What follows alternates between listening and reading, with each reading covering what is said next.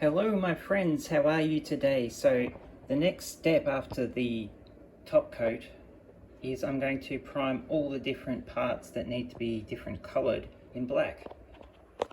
And I did the turret grey. You can see I've done the tracks and the wheels. I did it all with a brush, just patiently. And along the back here, I've also put the decals on. So it's going to be for the 3rd Panzer Division, Totenkopf, SS, 721. And you can see here with the open door, the 7's missing because the door's covering it, which is pretty cool. And then on the other side, you can see the 721. But yeah, getting it all together. So it looks pretty cool when it starts to get primed up and you start to see the different colours. Just getting the shirts in ready. So this is the back of the left hand side, and I've just put a bit of rust with some pastels. And when I was putting on this dirt stuff on the front, it seeped around to the other side, peeled a lot of the paint off, but I just hit that up with some rust oxide. And I'll seal in those pastels, and then we can just do some oils. And you don't really see that much of the rear of these plates, but this should be fine. Sort of done the same thing with the other ones, as you can see. I'll show you the other one.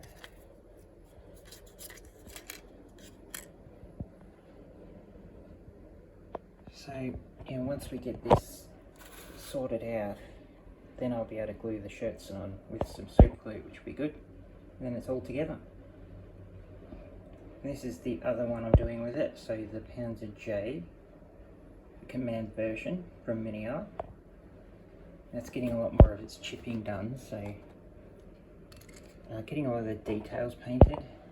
So we're getting the the interior doors done, the tools, just the first top coats, and getting some chipping done. So the chipping, they had some very poor paint they were using at that time, so it would come away really easily. Like these days we cover our cars and equipment with clear gloss so the paint stays on, but if you work around any machinery or anything like that and they don't clear gloss them, this happens very quickly. But this is just the first colour, so I'm going to add a dark rust oxide and a lighter rust oxide as well. And then there's going to be oil used, so I'll use something like this from MIG. And that's an oil wash, so really nice one, this one by MIG. Really highly recommend this one. You can make your own, of course. But I've got a few others. I don't know if they're at hand. I got this one by AK, Crusted Rust Deposits. That sort of leaves a whitish, reddish sort of, yeah, it's good, that one. And then there's other ones, there's more by this company, AK's Streaking Grime and all that kind of stuff. AK's acrylic paints are terrible. They're absolutely atrocious, but their oil washes are good. I'll show you what I got also. Talking about good paints, I got this. So this is like a big 72 pack of Bolero model color, which will be a big game changer for me. I'm going to start really getting into my figures more now, and this will be all brush painting stuff. So I've got a little collection of brush painting stuff down there, and I've got a little bit up there, a little bit on the table. But this will really get me going.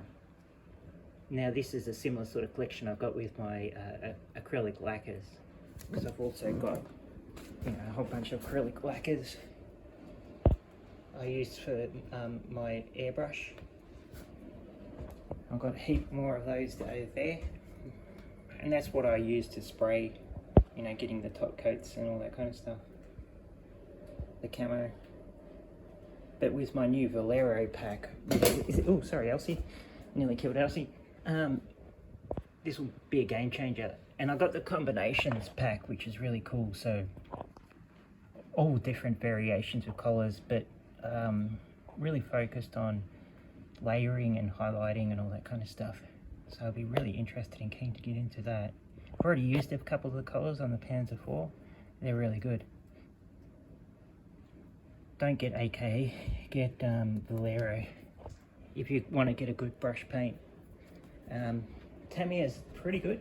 Tamiya's pretty good. Their jars were awesome, really handy. But I found Valero to be the best. This new one by SMS is really good as well, but it's harder to use. It's really difficult to mix and get right and stuff like that, but it's an amazing paint.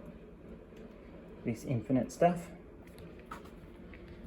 But for usability, yeah, Valero's good. But this AK stuff is terrible. I think they've got it off the market anyway. They've taken it off the market. It was so terrible. It's just really horrible. Citadel's okay, but I'd even say, yeah, Valero's the best. So, which is pretty cool. But yeah, so from that little aside, I've got more colours to put on. Like you see these flame suppressors here. They've got a real dark rust oxide, but they've got some lighter oxides there as well. And then at the top, I've got the more darker rust, which I'll clean up.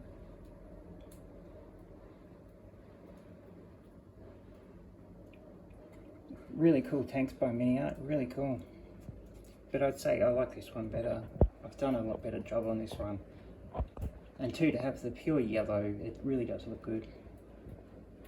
But I've learnt a lot, because I built this one a long time ago.